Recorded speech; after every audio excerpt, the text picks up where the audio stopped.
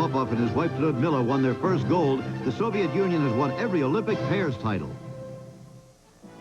From Washington, this has been World News Sunday, a presentation of ABC News. This is ABC. I'm Mike Binkley. Just ahead on Eyewitness News at 5:30, a verdict in the murder trial of Duane Bicek. We'll look at the evidence that influenced the juror's decision. A search is on in Isanti County for a suspect police believe killed one man and assaulted his wife. We'll have details. And we'll hear from a big name in the Democratic race for president. He's come to town to campaign. In sports, another second-half comeback puts the Vikings back over 500. And I'll look at storms that have swept across the state today, as well as heavy storms in the Plain States, all that and the forecast. Those stories and the latest on a Continental Airlines crash in Colorado, all next on Eyewitness News at 5:30.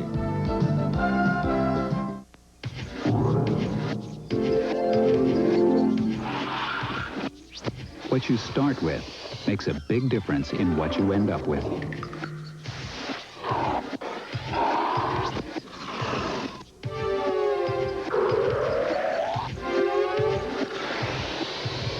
Start with Reynolds Wrap. Make it right from the start. Plowwood, Minnesota installs a truckload of carpet every day. You bet you can. Plowwood, Minnesota installs over 6,000 square yards a day. It's value. Yep, like free carpet pad during our annual fall sale with quality Queen carpets. Queen carpets made with Ansel 5 worry-free nylon, plush, and stain-resistant. And the carpet pad is free. Plowwood, Minnesota has Congolium vinyl floors on sale, too. Like highlights with a no-wax, high-gloss finish. Plowwood, Minnesota's annual fall sale. With free carpet pad. See our newest store in Burnsville. One of the biggest objections that customers have is that they don't get the work done right the first time. We want to let our people know that we're going to make every effort to do that, and if we don't, it's going to be our consequences. Let's say that a customer had their timing chain fixed 10 years ago, and they come in and the timing chain breaks down again. Even though that may be normal wear and tear, it doesn't make any difference. They come in, they pull out the repair order from 10 years ago, and we replace that timing chain, parts and labor, absolutely free. We're caring is the family tradition. Guaranteed. Here in our studio, Olivia Newton-John. On Good Company. Live from Minnesota's news channel, KSTP Channel 5, Mike Binkley, Karen Falloon, and Mark Stevens bring you Eyewitness News. It's been nearly 2 years since a car exploded in Chanhassen, killing the wife and daughter of Duane Bicek. A year later, Bicek faced charges that he planned their deaths himself. Today, that ordeal is over as a Carver County jury delivers a verdict. Good evening, everyone. After nearly 40 hours of deliberations, that jury found Bicek guilty this afternoon, but not of first-degree murder. Bicek was found guilty of 2 counts of second-degree manslaughter, which means causing the death of another through criminal negligence. Jackie Renner has been following the trial and joins us now to look at what may have influenced the jury's verdict. Jackie. Mike, tonight Duane Bicek says he feels vindicated. The state charged he planned the murders of his wife and daughter to collect life insurance money. But in a surprising twist, jurors themselves uncovered some evidence that helped them reach a verdict of manslaughter. Duane Bicek and his relatives sobbed when they heard the verdict. They were tears of relief. The man who faced life in prison had the jury found premeditated murder will now likely spend only a few years behind bars. Thank you to my friends and relatives, my employer, and everyone that believed in me and trusted in me. How are you feeling? I'm floating. I'm feeling real good. Shortly before noon, jurors told the judge they deadlocked on the question of first-degree murder. The judge sent them back to work, and moments later they returned with a verdict of guilty of second-degree manslaughter in both Mary and Christina Bicek's deaths. I think anybody with common sense isn't going to drive around with 150 pounds of dynamite in your car. The jury forewoman confirms that when jurors examined the exhibits, they found a piece of evidence unknown to either the defense or the prosecution. Inside the vest Duane Bicek wore the night of the explosion, they found a piece of shrapnel about the size of a quarter.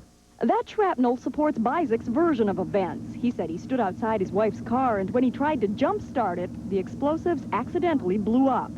Bicek says he accepts the manslaughter verdict. I've never denied being responsible for the deaths of my wife and my baby. We're glad that Mr. Bicek has been held accountable for the deaths of Mary and Christina. We tried this case as a murder, and yet I'm not going to criticize the decision of this jury or any jury. Mary Bicek's mother, brothers, and sisters have been some of Duane Bicek's strongest allies. They're relieved the ordeal is over. It's been a long trial, a long, hard journey, we could say. And we can all go back to living our own lives. Bicek supporters left court waving their version of Homer hankies, white squares of cloth with a big D on them. And Bicek says he'll now try to put his life back together.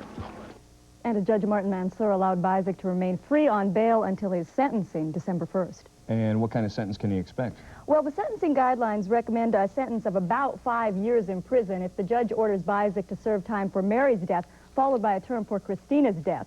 The judge could, however, order the sentence to be served concurrently, which would cut the time about in half. And, of course, the prosecution intends to ask the judge to depart from the sentencing guidelines and impose a stiffer sentence. All right, Jackie, thank you. One other jury member told Eyewitness News that up until this morning, 3 of the 12 jurors had been holding out for a guilty of murder verdict. But all 3 thought about it overnight and came back today favoring manslaughter.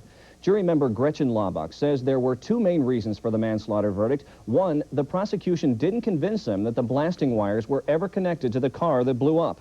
Also, they were swayed by the shrapnel found in Bicek's vest, which meant to them that Bicek was outside the car with his own life in danger and not detonating the explosives from inside his pickup, as some had theorized. She said the $270,000 insurance purchase was considered coincidental. They never believed that Bicek was money hungry.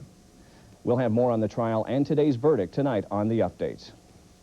Sandy County authorities are working on a new murder case tonight. Sheriff's deputies are searching for a man wanted in connection with the murder last night of a rural Cambridge man. As Lou Harvin reports, the victim's wife may also have been the target of murder. Sandy County sheriffs were told to rush to this house Saturday night because a woman had been assaulted. Police at the time had no idea this would turn out to be the scene of a murder.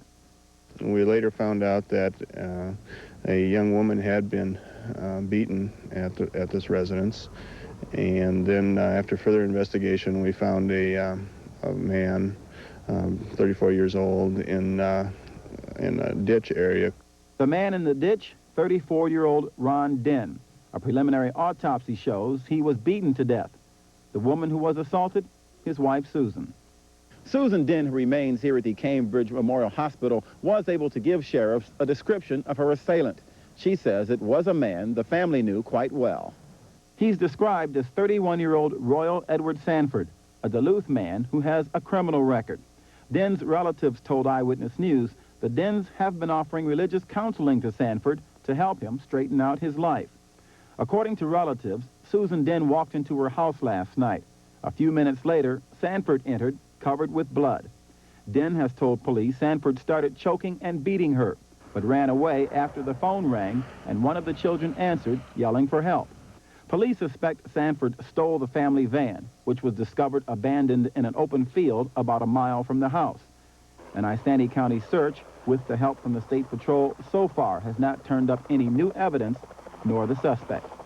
In Sandy County, Lou Harvin, Channel 5 Eyewitness News. We have the latest now on today's Continental Airlines crash in Denver. Of the 81 people believed to be on board, 12 are said to be dead. The plane slipped during a snowstorm while taking off from Denver's airport today. People trying to get in to get them out. There are people that are in that aircraft. Is it hard? Why is it so hard for them to get people out of the aircraft right now? What's the condition of the aircraft that's making it so difficult? It's on its top. It's resting upside down. How are they getting into it has been separated into pieces. The majority of the passengers are survivors. I have no word as to the number of fatalities. Authorities are not allowing reporters and photographers near the crash site while rescue efforts are underway. We'll bring you the latest as it becomes available. The National Transportation Safety Board will begin hearing testimony tomorrow on what caused Northwest Flight 255 to crash in Detroit. The public hearing culminates weeks of work by federal and private investigators. It's expected to last about a week.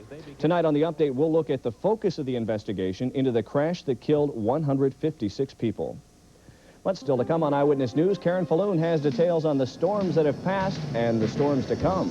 That's true, Mike. We're on the northern edges of that strong storm that's producing tornadoes in Texas and blizzard conditions in Colorado. I'll have the details. Mark? Karen, still ahead in sports. The Vikings stop the Bucks here at the Metrodome. We'll have highlights and reaction later on. And when we come back, details on the visit of a Democratic candidate for president who showed off his oratorical style. If they could come together and make sense, cannot we come together and make sense?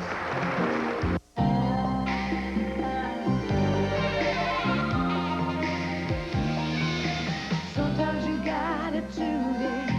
Emerson's got it right. Fine-tune your life.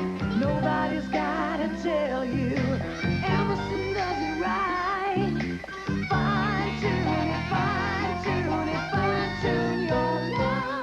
Fine-tune your life with Emerson.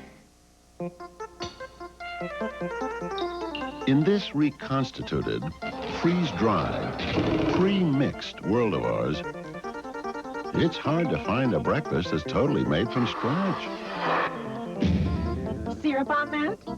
Well, at Hardee's, our biscuits are made just that way, with no shortcuts like some other guys use. But then that's probably why they taste so good, and why at Hardee's we can truly say we're out to win you over. I can't marry you. Why? I'm only 6 years younger. Oh, I don't care about that. What do you care about? My hair? My tie? Your You like breakfast. that? This? Yeah, it's old-fashioned. Hey, I'm an old guy. All those years of sugar and preservatives. You're right. Nutri-Grain whole wheat flakes. No sugar added, no preservatives. That's good. Now will you marry me? I thought you were 5 years younger. Dedicated to the ones we love. Swanson Fried Chicken has a surprise for you. Hey, my favorite fried chicken. What makes today so special? Yeah. Swanson lowered their price. You're pulling my leg. Surprise, Swanson Fried Chicken. Same great taste. New low price.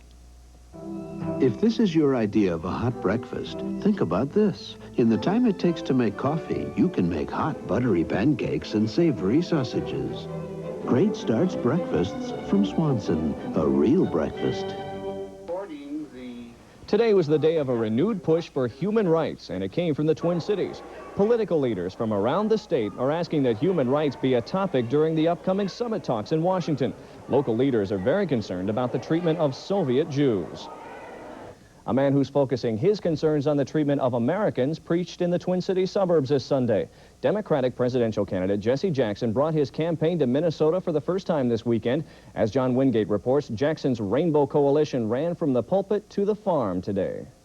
Jesse Jackson's appearance before this Lutheran congregation made perfect sense to the candidate. It was the Baptist minister from the inner city bringing his message to the group of mostly white suburbanites. Jackson told some 2,000 parishioners that Americans must work together to resolve social and economic injustice. When the plant gate closes, Pastor, the lights go out. And you can't use race or sex or religion for a crutch in the dark, because all of us look amazingly similar in the dark. Later, Jackson visited a Dakota County farm that narrowly escaped foreclosure. He called on the government to help farmers in need, much like it helped Chrysler when the automaker hit hard times. We can bail out the family farmer. We can do it, and we must. The system broke down. Let's save the people and fix the system. Jackson's audiences were mostly receptive, but some people were non-committal about the presidential hopeful. I think he's a very caring man. I think he's very sincere. I think there are too many people that are not ready for him as a black man. I would vote for him, and I think everybody would vote for him if they could hear him in a small setting like this and really get close to him. But will Jesse Jackson's view of the perfect world play in Minnesota? The caucuses are 3 months away, and the candidate himself concedes there is much work to be done. John Wingate, Channel 5 Eyewitness News. Reverend Jackson, along with 3 other Democratic presidential candidates, have made their impressions on the largest DFL gathering thus far. Jackson, Richard Gephardt, Michael Dukakis, and Paul Simon were on hand for the Humphrey Day dinner in St. Paul last night. Dukakis has spent the most money campaigning in the state so far and offered one means of cutting the deficit. If we could bring interest rates down 2 points, that would save you $30 billion on the federal deficit. Simon said Minnesota caucuses will be important because they come before Super Tuesday in February, a day of key primaries. Well, we have just felt the edge of a huge storm system blowing over the metro area. Karen Falloon has the forecast just ahead. And we'll meet a man who's delighted to be singing on his birthday. Stay with us.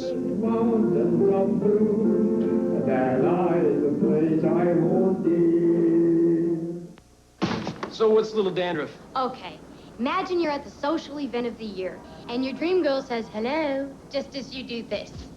Her first impression? What a hunk, and only a few flakes. Give me a break. The breaks are, you never get a second chance to make a first impression. So? So regular shampoos won't fix your problem.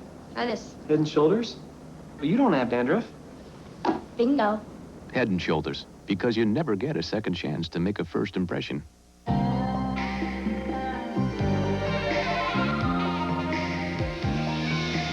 Sometimes you got it today. Emerson's got it right. Fine-tune your life. Nobody's gotta tell you. Emerson does it right. Fine-tune your life. Fine-tune your life with Emerson. The biggest Chevy S10 4x4 sale of the year. Chevy Thunder. This week at your Twin Cities area Chevy team. Last chance on special signature, specially made Chevy Thunder 4x4. Buy now, get this exclusive Thunder package. $995 retail value. No charge. 4x4 Beaver. The largest inventory in history. At each and every one of your Twin Cities area Chevy team dealers. A sale so big, it crushes the competition. Chevy Thunder. Why is this man being so unfair to his wife? Enjoying his cold relief while she suffers, feeling no desire to sneeze while she stifles hers, without all the coughs and the runny nose that torture her night, resting in the same bed where she tosses and turns. Why? Because while she took a cold tablet, he took NyQuil. The nighttime sniffling, sneezing, coughing, aching, stuffy head fever so you can rest medicine. Now a new cherry flavor, too. This storm is packing quite a bit of electricity. I know there have been a lot of lightning strikes that have started some fires around the metro area. Yes, on the northwest side, and it's not surprising. We actually started watching the thunderstorms developing over Missouri and Iowa this morning. They moved into southwestern Minnesota this afternoon. And on our lightning scan, as they moved into Minnesota, much of the lightning strike activity, cloud to ground, occurred on the northwest side of the metro area. In a 2.5-hour period, there were just over 1,500 strikes. Now, we've been watching the radar, too, since very early this morning. There have been just mainly light rain showers. And then as the day wore on, all that activity moving to the north-northeast through eastern Minnesota, just getting the metro area. Moderate to heavy amounts of rainfall reported on occasion. Right now, that extends into southwestern Minnesota, down into the southwestern corner. Farther south than that into Iowa, all the activity is moving to the north-northeast at about 15 to 20 miles an hour. So we have periods of rain and still possibly a few thunder showers in the forecast for tonight. Our almanac says we've just received 0.08 of an inch of precipitation, so most of the rainfall at the airport was light this afternoon. Our high temperature 54, our low 44, and that's above the average for this date. Right now, we have light rain in the metro area, 53 degrees, the dew point 44, the relative humidity 71%. Winds are southeast at 6 miles an hour. The pressure is 29.93 and rising. We have a variety of weather to talk about. A big storm system centered in the central and southern plains out ahead has caused some tornado activity in parts of eastern Texas.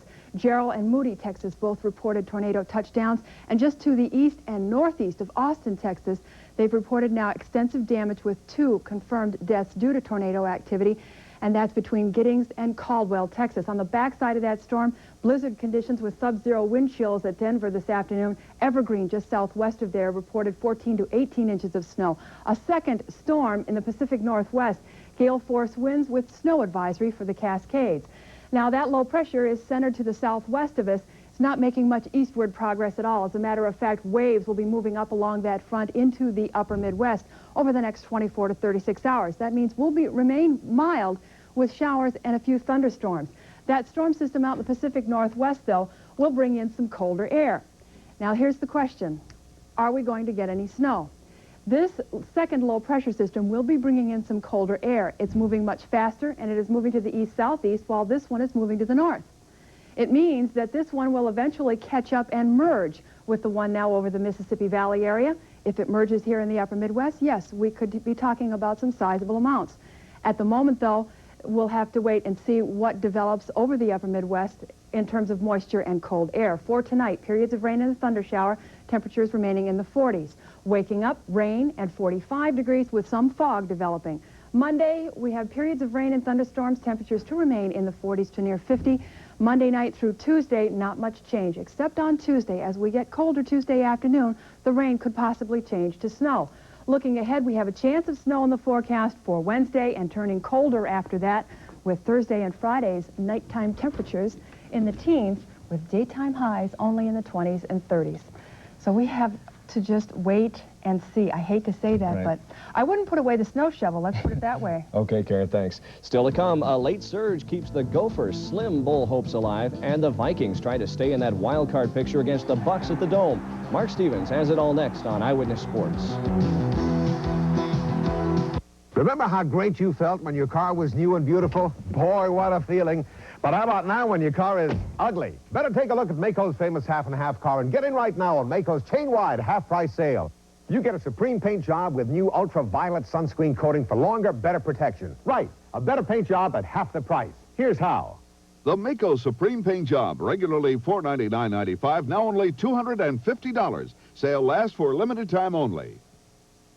Act now.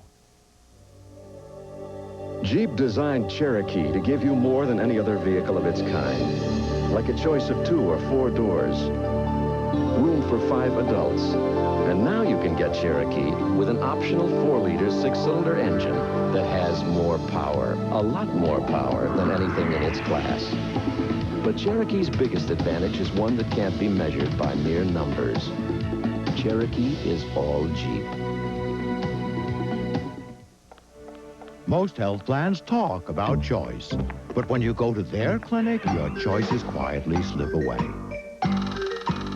You may be losing the right to choose your own doctor, to change doctors anytime, to see a specialist without a referral.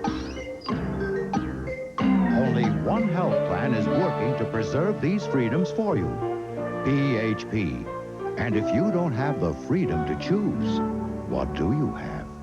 If I were to describe the taste of Dutch chocolate mint, I'd say it was... it's like mint chocolate chip ice cream melting in a coffee cup. Yeah. It's an after-dinner mint, only hot. Go ahead, girl. I think it's like a candy cane dipped in Bosco. It's mint and chocolate like I've never had it. Dutch chocolate mint, new from General Foods International Coffees. It's like when you eat a mint and your boyfriend eats chocolate and you kiss. Well, it may not have been the Vikings' prettiest win, but it gives them a lock on second place. Who cares how ugly we take the W's anyway? When the defense plays like it did today, it doesn't matter who the quarterback is. The Vikings did their old quarterback shuffle again today at halftime, but neither really did the job. It was the job done by the Viking pass rush on Tampa Bay's quarterback that made the difference today as the Vikings beat the Bucks 23-17. Now, if Chris Dolman was NFC Player of the Week